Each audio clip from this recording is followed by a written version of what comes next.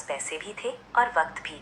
अगर वो धैर्य से इंतजार करे तो शायद एक दिन कोई सच में काबिल इंसान उसके सामने आ ही जाए।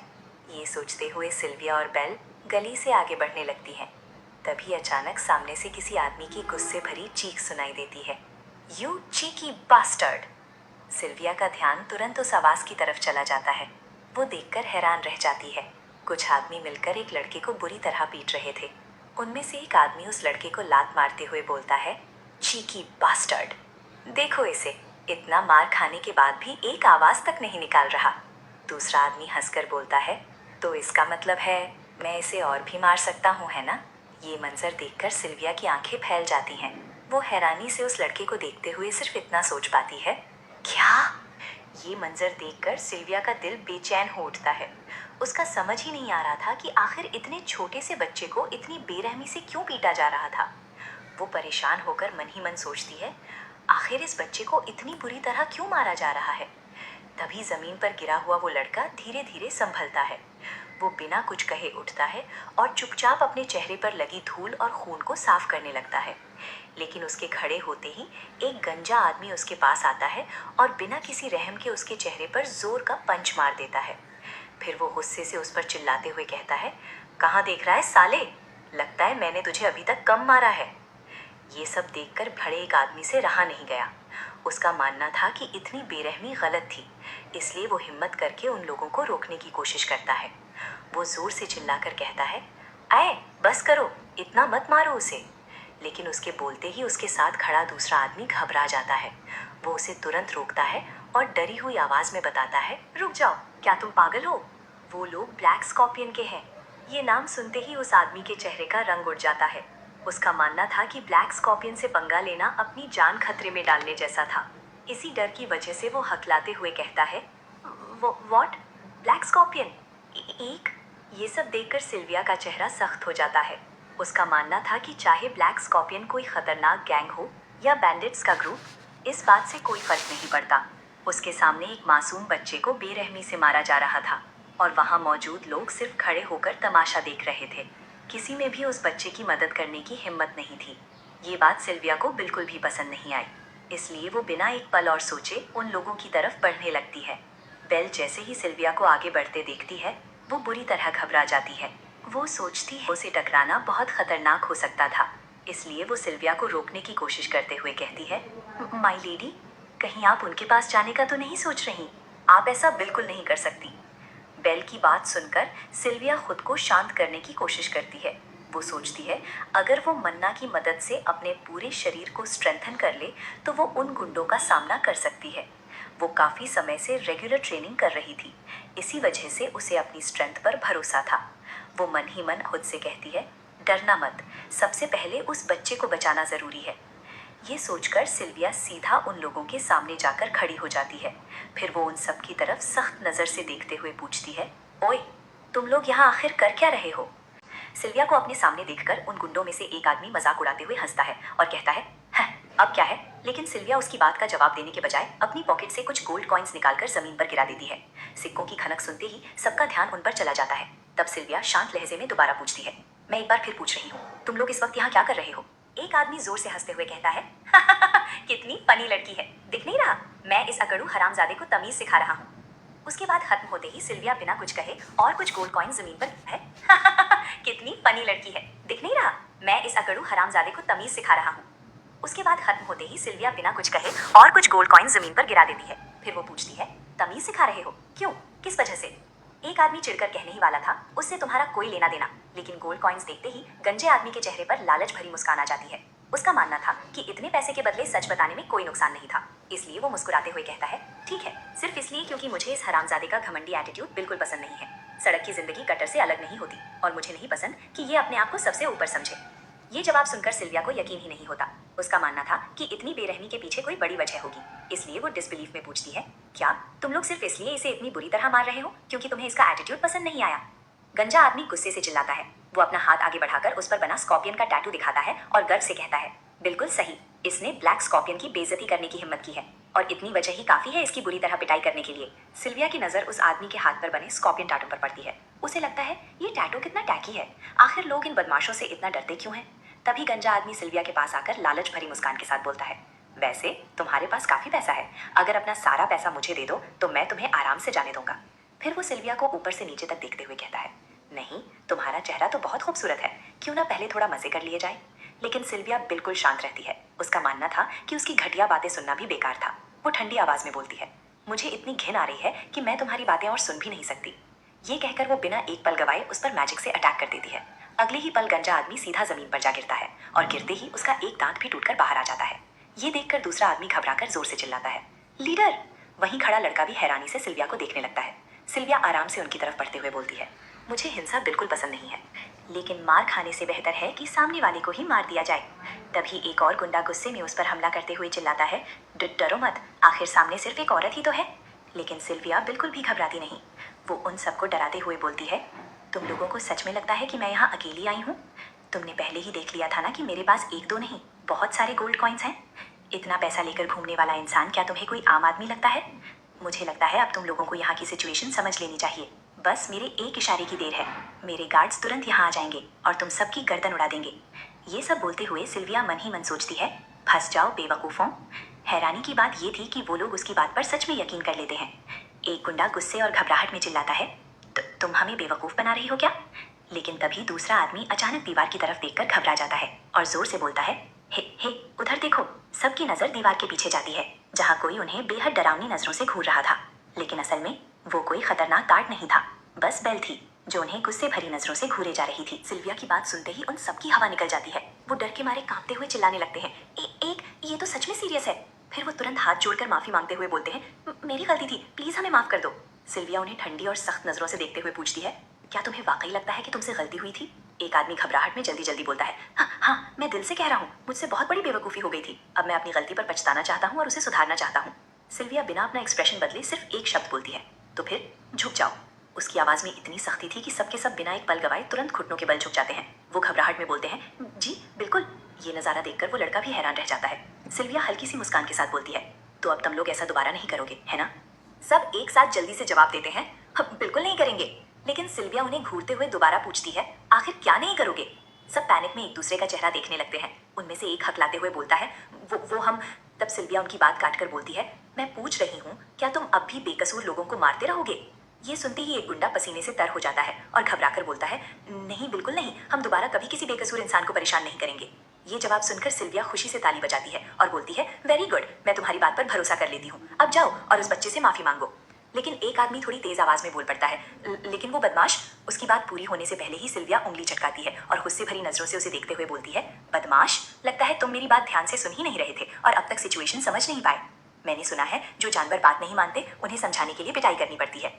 सिल्विया की ये डरावनी नजरें और उसकी ठंडी आवाज देखकर सबकी फिर से हवा टाइट हो जाती है। वो सब तुरंत उस लड़के के सामने झुक जाते हैं और शर्मिंदा होते हुए बोलते हैं, हमें माफ कर दो, हमसे बहुत बड़ी गलती हो गई। सिल्विया संतुष्टि से सिर हिलाते हुए बोलती है, गुड, इतना काफी है। फिर वो उन्हें याद दिलाते हुए कहती है, मैंने जो कुछ अभी कहा है उसे ध्यान से याद रखना। अगले ही पल उसका चेहरा फिर से सीरियस हो जाता है और वो ठंडी आवाज में बोलती है, और मेरा फैसला बदलने से पहले यहाँ से दफा हो जाओ। ये सुनते ही सब डर के मारे बिना पीछे देखे वहां से भाग जाते हैं और भागते भागते बोलते हैं, जी हम समझ गए, बहुत बहुत शुक्रिया।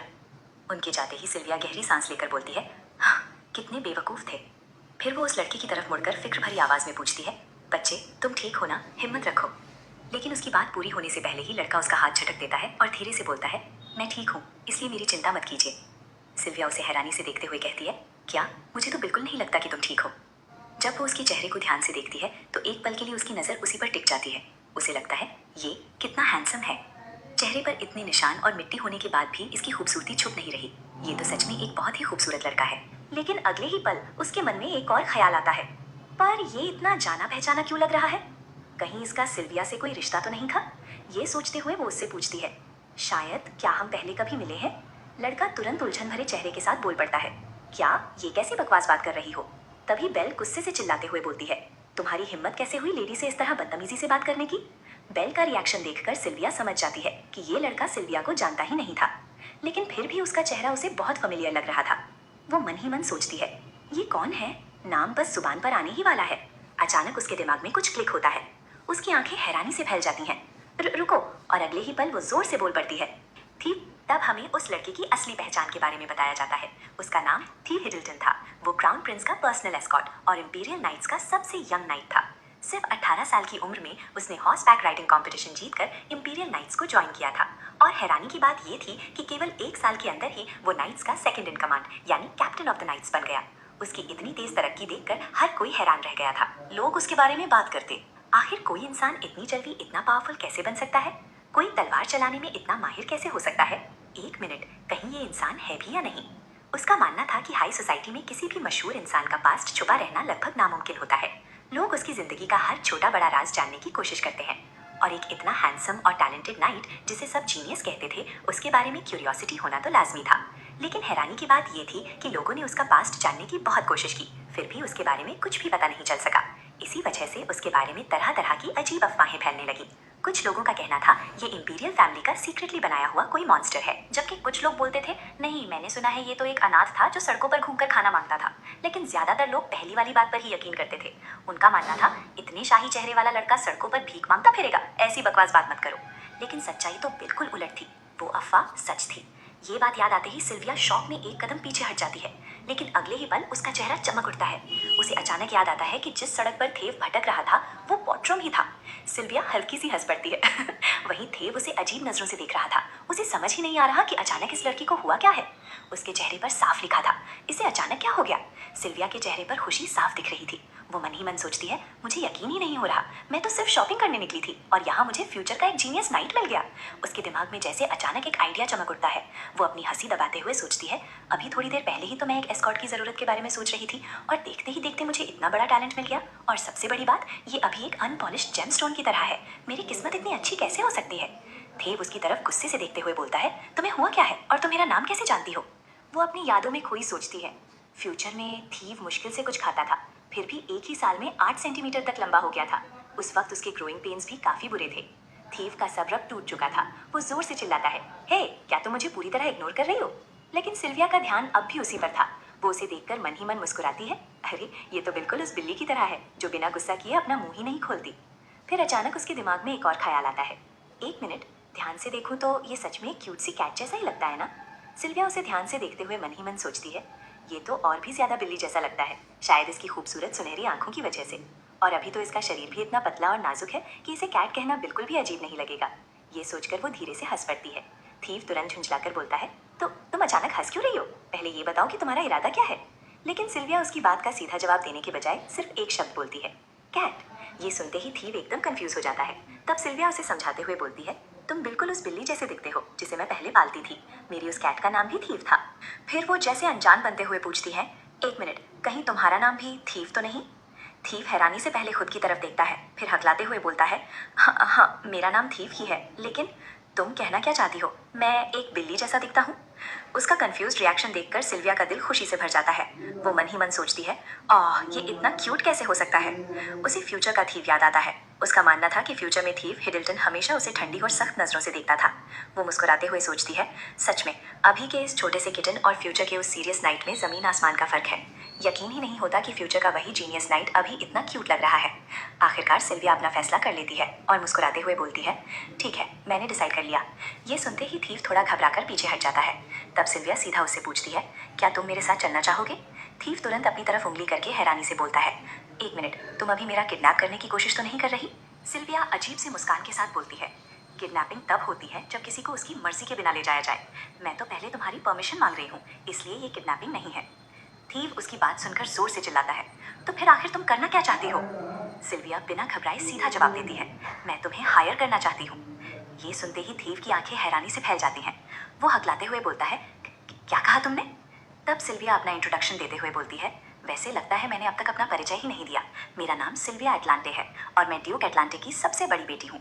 फिर वो हल्की सी मुस्कान के साथ बोलती है, अब शायद मुझे अपने बारे में और कुछ बताने की ज़रूरत नहीं है। ये सुनते ही थीव पूरी तरह शॉक्ड रह जाता है। वो हैरानी से बोल पड़ता है, तुम सिल्विया एटलांटे हो? फिर बिना सोचे समझे उसके मुंह से निकल जाता है, वही मोटे, बदसूरत और गंदे स्वभाव वाली लेडी। ये सुनकर सिल्विया ऑकवर्ड सी स्माइल के साथ बोलती है, हाँ, एक वक्त था जब लोग मुझे इसी नाम से बुलाते थे। थीव कुछ बोलने ही वाला होता है, लेकिन वो अपनी बात बीच में ही रोक देता है और सवाल बदलते हुए पूछता है, आखिर तुम मुझे हायर क्यों करना चाहती हो?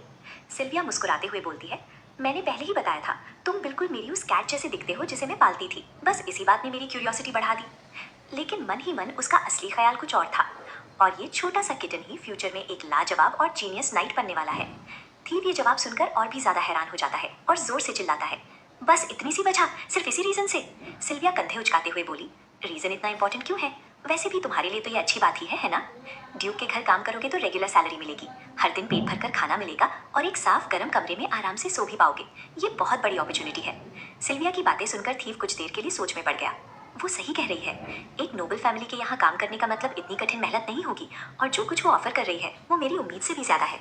हम जैसे लोअर क्लास लोगों के लिए ऐसा मौका जिंदगी में शायद सिर्फ एक ही बार मिलता है। हाँ, सर्वेंट्स के बीच भी स्टेटस होता है, शायद वहाँ भी मुझे नजरअंदाज किया जाए, सिर्फ एक इस्तेमाल होने वाली चीज समझा जाए। लेकिन यहाँ की नरक जैसी जिंदगी से तो वो कहीं बेहतर होगा। आखिरकार वो फैसला कर लेता है, मैं समझ गया, मैं आपके लिए काम करूंगा, मुझे अपने साथ ले चलिए। सिल्विया के चेहरे पर हल्की सी मुस्कान आ गई। वो थीव के पास आकर बोलती है, ठीक है, आज से मेरा ख्याल रखना। थीव बोलती है, ठीक है फिर चलो, सबसे पहले हर्ब स्टोर चलते हैं।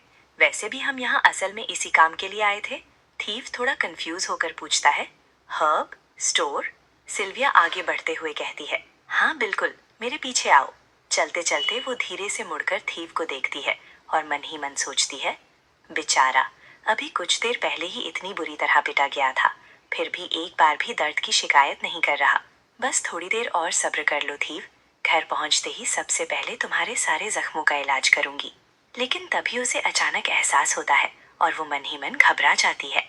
एक मिनट, मुझे तो ये पता ही नहीं कि हर्ब स्टोर आखिर है कहाँ। बेल भी शर्मिंदगी से बोलती है, I am so sorry miss Sylvia, मुझे भी हर्ब स्टोर का रास्ता नहीं पता। ये सुनकर सिल्विया आसमान की तरफ देखते हुए सोचती है, सूरज भी डूबने वाला है, अगर स्टोर बंद हो गया तो? और मनोर से दोबारा बाहर निकलना भी इतना आसान नहीं होगा। तभी थीव उसके पास आकर शांत लहजे में बोलता है, हर्ब स्टोर उस तरफ नहीं है। हाँ, सच में? थीव आगे बढ़ते हुए कहता है, मैं इसी स्ट्रीट पर बड़ा हुआ हूँ, इस एरिया का रास्ता मुझे यहाँ के किसी भी इंसान से बेहतर पता है। ये सुनकर सिल्विया काफी इम्प्रेस हो जाती है। थीव उन दोनों को अपने पीछे आने का इशारा करता है और कुछ ही देर में तीनों हर्ब स्टोर पहुंच जाते हैं। उन्हें देखते ही शॉपकीपर मुस्कुराकर उनका स्वागत करता है, वेलकम, मैं आपकी किस तरह मदद कर सकता हूँ? तब सिल्विया सीधे मुद्दे पर आते हुए बोलती है, क्या आप ही यहाँ की शॉपकीपर हैं? इस लड़के की जख्मों के लिए कुछ दवा मिल सकती है? जैसे ही शॉपकीपर की नजर थीव की हालत पर पड़ती है, वो तुरंत घबराकर उसे अपने पास बुला लेता है और बोलता है, हे भगवान, तुम्हारे साथ क्या हुआ? तुम्हारे पूरे शरीर पर चोट के निशान हैं। अपनी लेडी को गलत समझा जाता देख बेल भी गुस्से में बोल पड़ती है, ये कैसी नजर से देख रहे हैं आप? मिस सिल्विया ने इसे कुछ नहीं किया, उन्होंने तो इसे उन गंदे गुंडों से बचाया है जो इसे बुरी तरह मार रहे थे। ये सुनते ही शॉपकीपर के चेहरे का रंग उड़साता है, उसके माथे पर पसीना आ जाता है और वो घबरा कर पूछता है, गुंडे? कहीं तुम्हारा मतलब ब्लैक स्कॉर्पियन से तो नहीं है? सिल्विया हैरानी से बोलती है, हाँ, लेकिन आपको कैसे पता? शॉपकीपर गुस्से से दांत भींचकर बोलता है, उन कमीनों की हिम्मत कैसे हुई इतने छोटे बच्चे पर हाथ उठाने की? सिल्विया थोड़ी सीरियस होकर पूछती है, क्या आप मुझे उन लोगों के बारे में थोड़ा डिटेल में बता सकते हैं? शॉपकीपर गुस्से से बोलता है, वो निकम्मे गुंडे पोट्रम स्ट्रीट के सबसे गरीब इलाके से शुरू हुए थे और धीरे धीरे अपना असर बढ़ाते गए। वो हर दुकानदार से जबरदस्ती प्रोटेक्शन फी के नाम पर पैसे वसूलते हैं और जो मना कर दे उसे मारपीट करके पैसे छीन लेते हैं। वो आगे बोलता है, पहले तो वो सिर्फ लो क्लास शॉपिंग डिस्ट्रिक्ट में घूमते थे, लेकिन अब लगता है मिडिल क्लास एरिया में भी आ गए हैं। कुछ ही दिन पहले वो मेरी दुकान में भी घुस आए थे। ये सुनकर सिल्विया हैरानी से बोलती है, क्या सच में? शॉपकीपर हाँ में सिर हिलाते हुए बोलता है, सिर्फ इतना ही नहीं, वो स्ट्रीट के अनाथ बच्चों को खाना खिलाकर उनसे पिक पॉकेटिंग और भीख मंगवाने का काम करवाते हैं, और जो बच्चे उनकी बात मानने से इनकार कर देते हैं उन्हें बुरी तरह पीटते हैं। लेकिन मुझे नहीं लगा था कि वो इतनी हद तक गिर सकते हैं। ये सुनकर सिल्विया को समझ आ जाता है कि वो गुंडे उसे इसलिए मार रहे थे क्योंकि थीव ने पिक पॉकेटिंग के लिए मना कर दिया था। अब उसे समझ आ जाता है कि थीव वो बात क्यों कह रहा था। उसके चेहरे पर सीरियस एक्सप्रेशन आ जाते हैं और वो मन ही मन सोचती है, हाँ, शायद मैंने उन घटिया गुंडों को इतनी आसानी से छोड़कर गलती कर दी। तभी बेल थोड़ी झिझकते हुए पूछती है, क्या आपने इस बात की रिपोर्ट पुलिस ब्रिगेड में नहीं की? शॉपकीपर दवा लेकर आता है और कड़वी हंसी के साथ बोलता है, पुलिस ब्रिगेड? हाँ, सब एक ही थाली के चट्टे बट्टे हैं। तुम्हें पता है ब्लैक स्कॉर्पियंस ने अपना ये काम शुरू करते ही सबसे पहले क्या किया था? उन्होंने पुलिस ब्रिगेड को ही रिश्वत दे दी। जब वो पहले से ही खरीद लिए गए हैं तो उनके पास रिपोर्ट करने का कोई फायदा ही नहीं। फिर वो एक दवा थीव की तरफ बढ़ाते हुए बोलता है, लो, इसे अपने जख्मों पर सुबह और शाम लगाना, कुछ ही दिनों में घाव भर जाएंगे। सिल्विया हैरान होकर सोचती है, ओह, ये तो मिरर ढूंढ रहा है। फिर वो बेल की तरफ मुड़कर पूछती है, बेल, क्या तुम्हारे पास मिरर है? बेल घबराकर जवाब देती, हाँ, नहीं मिस सिल्विया, आज मैं मिरर नहीं लाई। मैं अभी जाकर एक खरीद लाती हूँ। थीव तुरंत मना करते हुए बोलता है, कोई ज़रूरत नहीं, मेरे लिए इतनी तकलीफ मत कीजिए, मैं खुद ही संभाल लूँगा। ये सुनकर सिल्विया उसके जख्मों को देखते हुए मन ही मन सोचती है, बिना मिरर के इसके लिए अपने घावों पर दवा लगाना आसान नहीं होगा, शायद मुझे ही इसकी मदद कर देनी चाहिए। इतना सोचते ही वो अचानक थीव के हाथ से दवा ले लेती है और बोलती है, लाओ, ये मुझे दो। थीव एकदम हैरान होकर पूछता है, हाँ, आप क्या कर रही हैं? सिल्विया पहले अपने हाथ पानी से अच्छी तरह साफ करती है, फिर थीव की तरफ देखकर बोलती है, थोड़ा दर्द होगा, लेकिन बस थोड़ी देर के लिए, हिम्मत रखना। इतना कहकर वो बड़े ध्यान से उसके जख्मों पर दवा लगाने लगती है। दवा लगाते वक्त वो प्यार से बोलती है, गुड बॉय। कुछ ही देर में वो उसके कंधे पर हल्की सी थपकी देती है और मुस्कुराते हुए बोलती है, हो गया। थीव, तुमने दर्द बहुत अच्छे से सह लिया। ये सुनकर थीव का चेहरा हल्का लाल हो जाता है और वो शर्माते हुए बोलता है, और मुझे छोटे बच्चे की तरह ट्रीट करना बंद कीजिए। सिल्विया बस हल्की सी मुस्कुराती है और फिर शॉपकीपर की तरफ मुड़कर पूछती है, एक्सक्यूज मी सर, क्या आपके पास सेओग्राम है? शॉपकीपर तुरंत जवाब देता है, सेओग्राम? बिल्कुल है, आखिर कौन सा हर्ब स्टोर होगा जहां ये ना मिले? सिल्विया फिर पूछती है, कितना स्टॉक है आपके पास? शॉपकीपर थोड़ी देर सोचकर बोलता है, देखूं तो मेरा पूरा स्टोरेज रूम सेओग्राम से भरा हुआ है, आपको कितना चाहिए? सिल्विया बिना एक पल की देरी किए मुस्कुराकर बोलती है, मुझे सब चाहिए। ये सुनते ही शॉपकीपर की आंखें हैरानी से फैल जाती हैं। वो सियोग्राम को पैक कर देता है और बोलता है, इतना सारा सियोग्राम आप अकेले नहीं लेकर जा सकती। फिर वो बोलता है, इतना सारा सियोग्राम आपको खुद लेकर नहीं जा सकते, अगर चाहे तो मेरी कार्ट उधार ले सकते हैं। तभी बेल जल्दी से बोलती है, ओह मिस सिल्विया, मैं अभी जाकर एक कैरेज रेंट पर ले आती हूँ, आप यहीं इंतजार कीजिए। सिल्विया मुस्कुराकर जवाब देती है, ठीक है, ध्यान से जाना। बेल के जाते ही थीव शक भरी नजरों से सिल्विया को देखने लगता है और मन ही मन सोचता है, ये सब क्या चल रहा है? क्या हर अरिस्टोक्रेट के पास अपनी कैरेज नहीं होती? फिर ये पड़ोस से रेंट पर क्यों मंगवा रही है? उसे लगने लगता है कि जरूर इस बात के पीछे कोई राज छुपा हुआ है। कुछ ही देर बाद उनकी कैरेज मनोर की तरफ लौट रही होती है। सिल्विया धीरे से बड़बड़ाते हुए बोलती है, ओह, शायद इसलिए क्योंकि आज मैंने पहले भी इसी पुरानी कैरेज में सफर किया था, अब इसके झटकों की थोड़ी आदत सी हो गई है। बेल मुस्कुराते हुए बोलती है, ये तो बहुत अच्छी बात है मिस सिल्विया। तभी थीव हैरानी से पूछता है, आखिर कौन सा नोबल इतनी पुरानी और शाबी कैरेज में सफर करता है? क्या तुम वाकई सिल्विया अटलांटे हो? फिर अचानक उसके दिमाग में एक और ख्याल आता है और वो घबराकर बोलता है, रुको, कहीं ये किसी ह्यूमन ट्रैफिकिंग स्कैम का हिस्सा तो नहीं है? ये सुनकर सिल्विया के चेहरे पर एक डेंजरस सी स्मर्क आ जाती है और वो बोलती है, कौन जाने। बस इतना सुनना था कि बेचारा थीव बुरी तरह घबरा जाता है। वो अपना सीना पकड़कर हकलाते हुए बोलता है, व्हाट? इसी बीच कोचमैन कैरेज रोककर बोलता है, हम पहुंच गए हैं मिस सिल्विया। तीनों कैरेज से नीचे उतरते हैं। मनोर के सामने पहले से ही मेड्स और सर्वेंट्स सिल्विया के स्वागत के लिए खड़े होते हैं।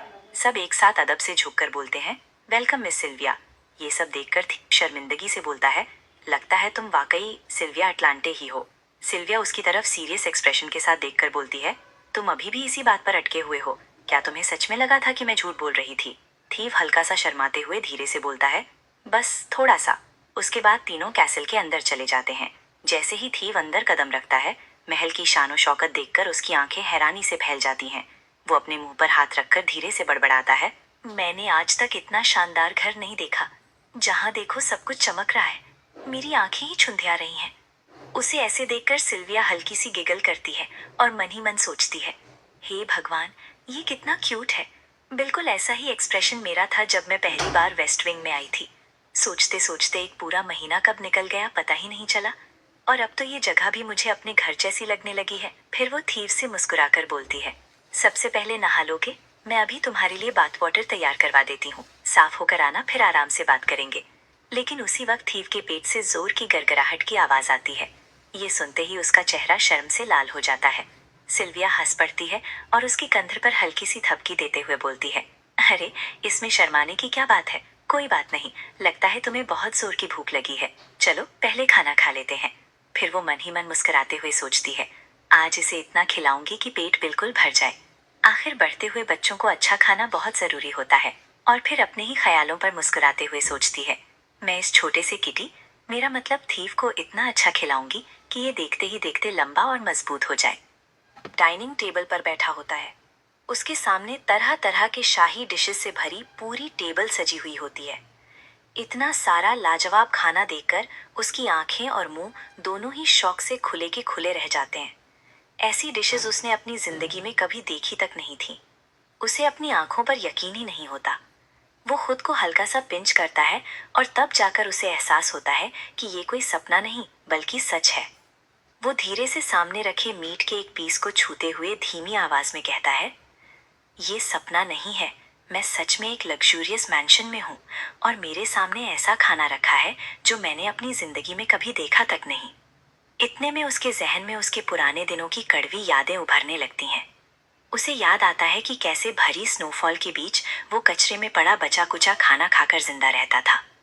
वो मन ही मन सोचता है, अगर मुझे अपने उसूलों पर टिककर जिंदा रहना था तो मैं कभी दूसरों से जलन नहीं कर सकता था, क्योंकि जिस पल मैं उनसे जलन करता उसी पल उनके पास जो कुछ था उसे पाने और चुरा लेने की ख्वाहिश भी पैदा हो जाती।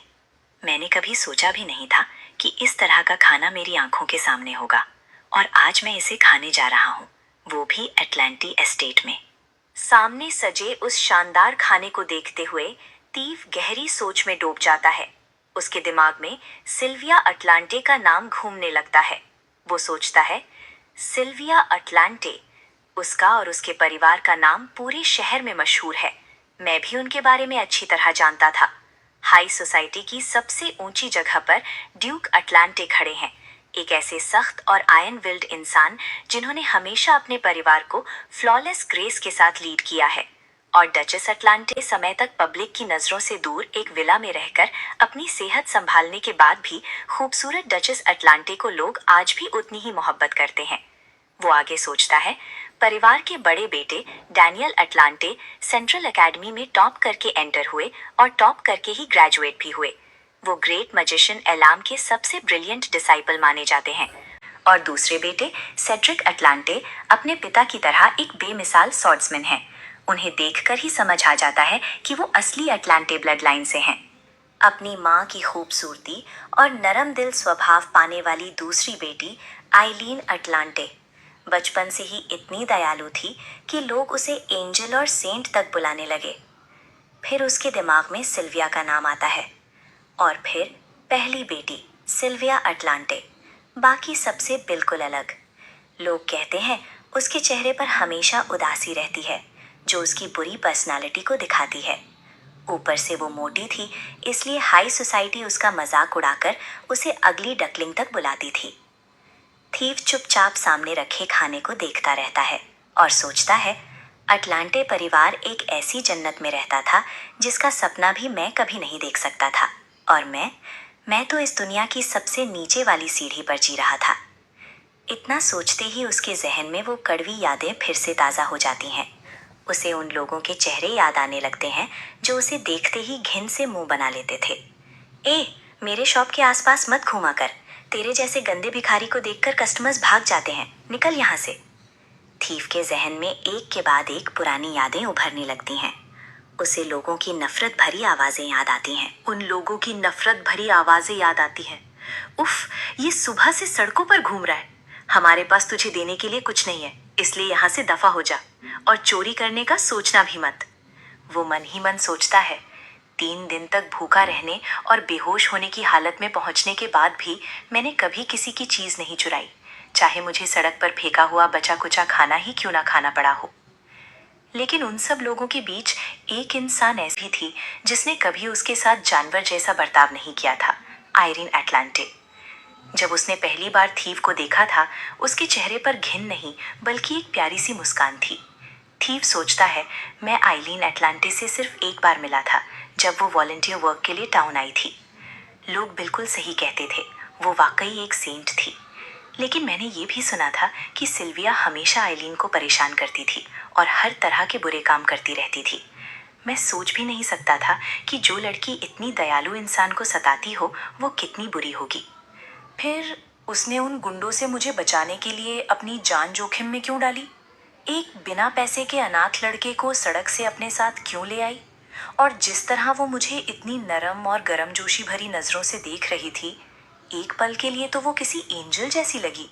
ये ख्याल आते ही थीव का चेहरा शर्म से लाल हो जाता है। वो अंदर ही अंदर खुद पर चिल्लाता है, "हाँ, होश में आ थीव, क्या बकवास कर रहा है तू? एंजल?" लेकिन अगले ही पल वो फिर सोच में पड़ जाता है। फिर भी एक बात बहुत अजीब है, वो मेरे साथ इतनी अच्छी है, लेकिन फिर भी ऐसा लगता है जैसे वो दिल के किसी कोने में मुझसे थोड़ी दूरी बनाकर रख रही हो। थीव गहरी सोच में डूब जाता है। वो मन ही मन सोचता है, आखिर ऐसा क्यों है? क्या सिर्फ इसलिए क्योंकि मैं एक स्ट्रीट ऑर्फन हूँ? क्या इसी वजह से वो मुझसे पूरी तरह अपना गार्ड डाउन नहीं कर रही? फिर वो खुद ही सिर हिला देता है। नहीं, मुझे नहीं लगता वजह ये है। वो थोड़ा एम्बैरस होकर सोचता है। जब भी वो मुझे देखती है, पता नहीं किस सोच में खो जाती है। मैं उसके चेहरे का वो एक्सप्रेशन बार बार नोटिस करता हूँ।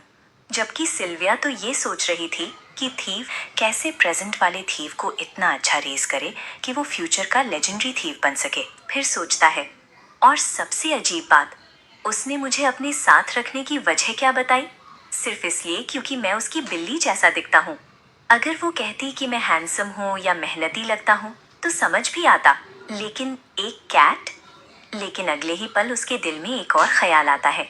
या फिर क्या सिल्विया अटलांटे वैसे ही बुरी इंसान है जैसे लोग कहते हैं? शायद वो मुझे सिर्फ अपना नया खिलौना बनाना चाहती हो। वो कुछ पल चुप रहता है। चाहे ऐसा ही क्यों ना हो, मुझे कोई फर्क नहीं पड़ता।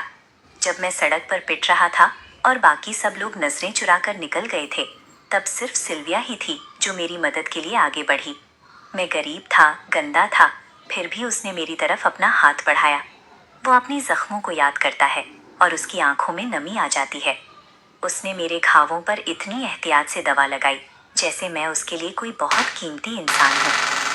ये सोचते हुए वो धीरे से सामने रखा एक एप्पल उठाता है। जैसे ही वो उसका एक बाइट ले, चाहे ऐसा ही क्यों ना हो, मुझे कोई फर्क नहीं पड़ता। जब मैं सड़क पर पिट रहा था और बाकी सब लोग नजरें चुराकर निकल गए थे, तब सिर्फ सिल्विया ही थी जो मेरी मदद के लिए आगे बढ़ी। मैं गरीब था, गंदा था, फिर भी उसने मेरी तरफ अपना हाथ बढ़ाया। वो अपनी जख्मों को याद करता है और उसकी आंखों में नमी आ जाती है। उसने मेरे घावों पर इतनी एहतियात से दवा लगाई जैसे मैं उसके लिए कोई बहुत कीमती इंसान हूँ। ये सोचते हुए वो धीरे से सामने रखा एक एप्पल उठाता है। जैसे ही वो उसका एक बाइट लेता है, उसकी आंखों से आंसू बहने लगते हैं। वो दिल ही दिल में कसम खाता है, इसीलिए आज से मेरी जिंदगी सिर्फ उनकी है। मैं अपनी पूरी जिंदगी लेडी सिल्विया की सेवा में समर्पित कर दूंगा। उधर सिल्विया खिड़की के पास खड़ी होती है।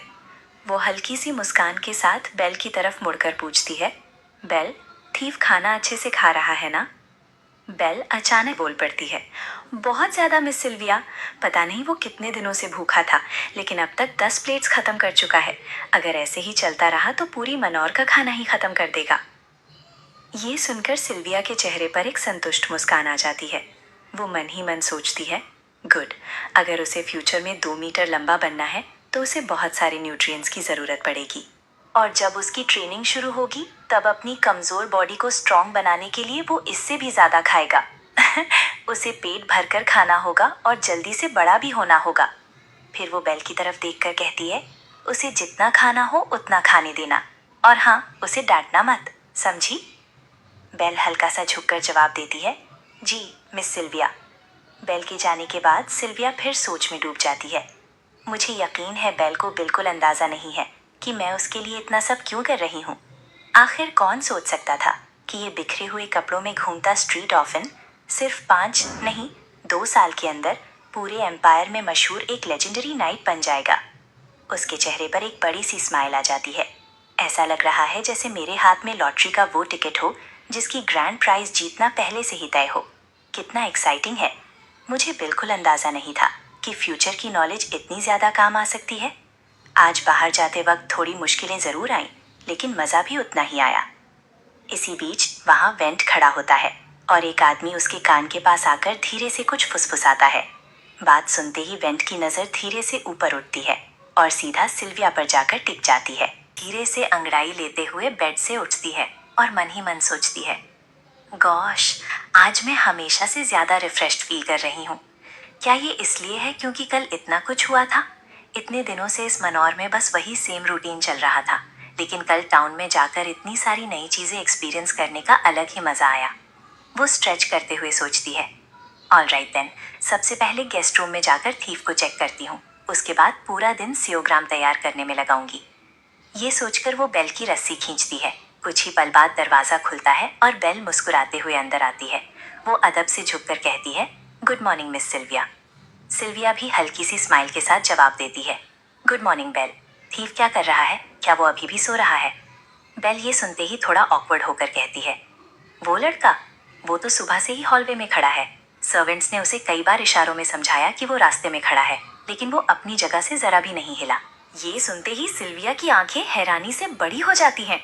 वो तुरंत बोल पड़ती है, वेट, क्या? सच में? बेल तुरंत उसकी बात कंफर्म करते हुए कहती है, जी मिस सिल्विया, वो अभी भी आपके रूम के बाहर ही खड़ा है। इतना सुनते ही सिल्विया बिना एक पल गवाए जल्दी से बाहर भागती है। रूम के बाहर सच में थीव सीधा खड़ा होता है। उसे देखते ही सिल्विया हैरानी से पूछती है, थीव, तुम यहाँ क्या कर रहे हो? थीव शांत नजरों से उसकी तरफ देखता है और धीरे से बुदबुदाता है, तो ये वाकई कोई सपना नहीं था। सिल्विया कुछ समझ नहीं पाती। वो कंफ्यूज होकर पूछती है, हाँ, तुमने क्या कहा? थीव सीधा उसकी तरफ देखकर कहता है, तो अब मुझे क्या करना चाहिए? ये सुनकर सिल्विया और भी कंफ्यूज हो जाती है। वो पूछती है, मुझे नहीं पता, तुम्हें क्या लगता है मैं तुमसे क्या करवाने वाली हूँ? थीव हल्का सा नजरें चुराकर कहता है, मैं किसी भी तरह का फिजिकल लेबर कर सकता हूँ और जरूरत पड़ी तो अपनी लुक्स भी यूज कर सकता हूँ। ये सुनते ही सिल्विया कुछ पल के लिए उसे ब्लैंक एक्सप्रेशन के साथ देखती रहती है। फिर अचानक उसे उसकी बात का मतलब समझ आ जाता है। अगले ही पल उसका पूरा चेहरा लाल पड़ जाता है और वो अंदर ही अंदर घबराकर बड़बड़ाती है, what the heck is he talking about? थेव धीरे से समझाता है, मैंने सुना है कुछ नोबल्स हैंडसम लड़कों को अपना कंपेनियन बनाकर रखते हैं और ये सुनकर सिल्विया के दिमाग का फ्यूज ही उड़ जाता है। वो अंदर ही अंदर शर्म से सोचती है, व्हाट, ये बच्चा इतनी कैजुअली ऐसी बातें कैसे कर रहा है? अपना लाल पड़ चुका चेहरा छुपाते हुए वो सिर पकड़ लेती है और कहती है, आखिर तुमने ऐसी बातें सुनी कहाँ से? नहीं, रहने दो। फिर वो गहरी सांस लेकर थेव की तरफ देखती है और कहती है, वैसे भी तुम जो सोच रहे हो वैसा बिल्कुल नहीं है और तुम्हारी अभी जो हालत है उसमें तो तुम मेरे साथ कहीं आ भी नहीं सकते। ये सुनकर थेव का चेहरा भी शर्म से लाल पड़ जाता है। सिल्विया उसकी तरफ देखते हुए कहती है, अगर किसी ने तुम्हारे ये सारे ब्रूजेस और वुंड्स देख लिए तो मेरे बारे में न जाने कितनी गंदी रूमर्स फैल जाएंगी।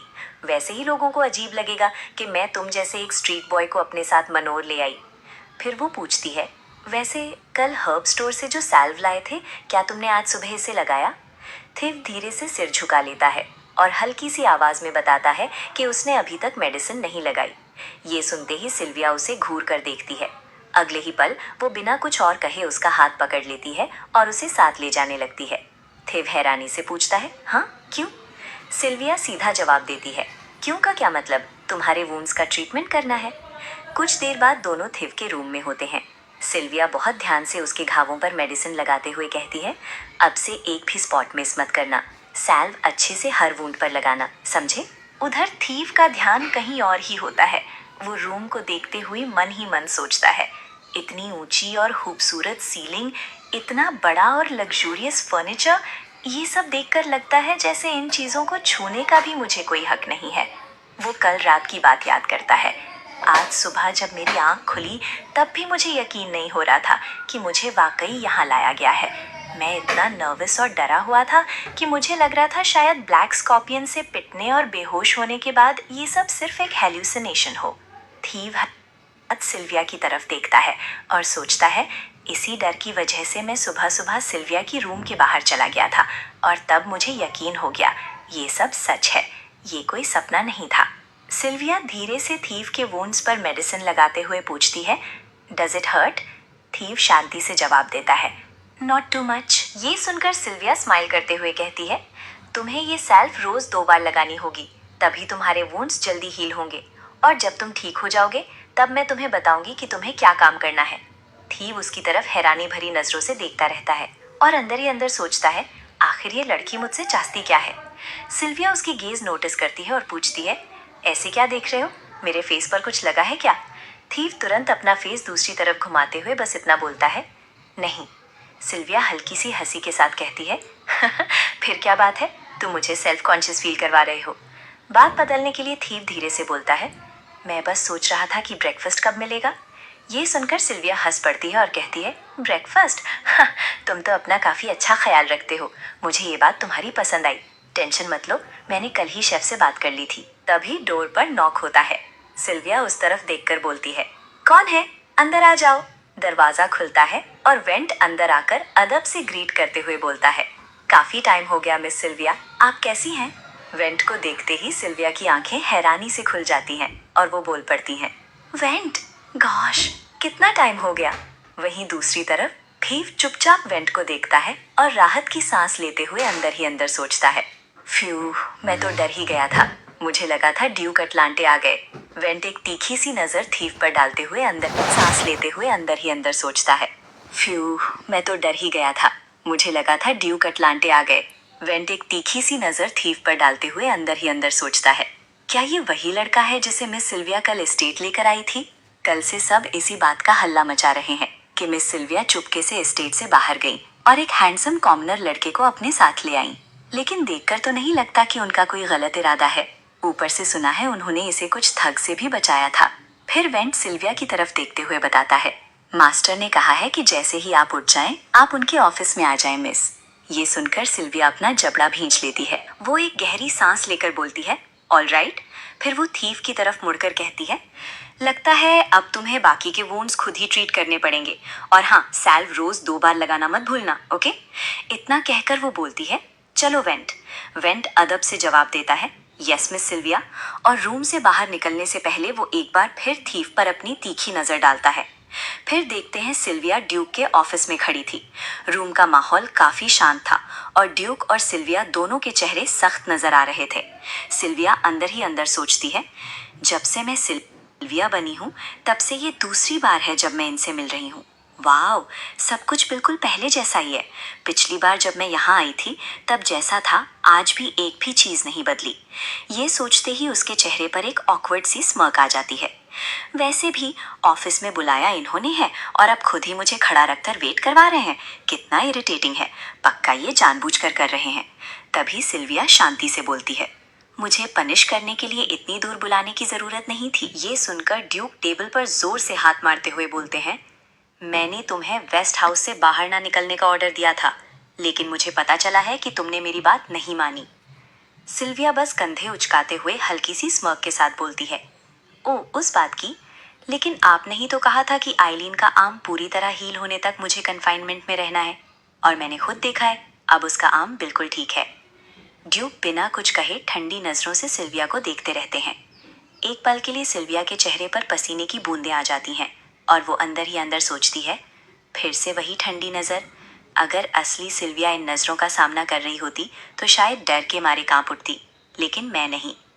तभी ड्यूक ठंडी आवाज में पूछते हैं, पोट्रम स्ट्रीट पर उस दिन तुमने आइलीन का बचाव क्यों किया था? ये सुनकर सिल्विया एकदम शॉक हो जाती है और बोल पड़ती है, वेट व्हाट, आपको इस बारे में कैसे पता चला? ड्यूक बिना एक्सप्रेशन बदले बस इतना बोलते हैं, पहले मेरे सवाल का जवाब दो। सिल्विया अंदर ही अंदर सोचती है, लगता है ये मुझे कभी नहीं बताएंगे कि उन्हें ये सब कैसे पता चला। खैर, मैं अंदाजा तो लगा ही सकती हूँ, पक्का इनके पास इन्फॉर्मेंट्स का एक नेटवर्क होगा। हर नोबल फैमिली चुपके से ऐसे लोग रखती है और ड्यूक अटलांटे जैसे सबसे बड़े अरिस्टोक्रेट के पास तो ये होना ही था। ये सोचकर उसके चेहरे पर हल्की सी स्मर्क आ जाती है, लेकिन ये तो काफी इंटरेस्टिंग हो रहा है। फिर वो पूरे कॉन्फिडेंस के साथ बोलती है, लगता है आखिरकार आपने मुझ में भी थोड़ी इंटरेस्ट दिखानी शुरू कर दी है। अंदर ही अंदर वो सोचती है, जब असली सिल्विया आपका थोड़ा सा भी अटेंशन पाने के लिए तरसती थी तब आपने कभी उसकी तरफ देखा तक नहीं। क्या ये सब उस दिन मेरी कही हुई बातों की वजह से हो रहा है? मुझे नहीं पता उन बातों का उन पर क्या असर हुआ था, लेकिन इतना ज़रूर है कि आज वो मुझसे ये सब सवाल पूछ रहे हैं और ये अपने आप में काफ़ी इंटरेस्टिंग डेवलपमेंट है। सिल्विया बिना हिचकिचाए आगे बोलती है, मैंने उसका बचाव सिर्फ इसलिए किया क्योंकि मेरा मन था, और वैसे भी वो एक अच्छी लड़की है, मेरी प्रेशियस लिटिल सिस्टर। ड्यूक फिर पूछते हैं, और उस कॉमनर लड़के का क्या, जिसे तुम घर लेकर आई? सिल्विया शांति से जवाब देती है।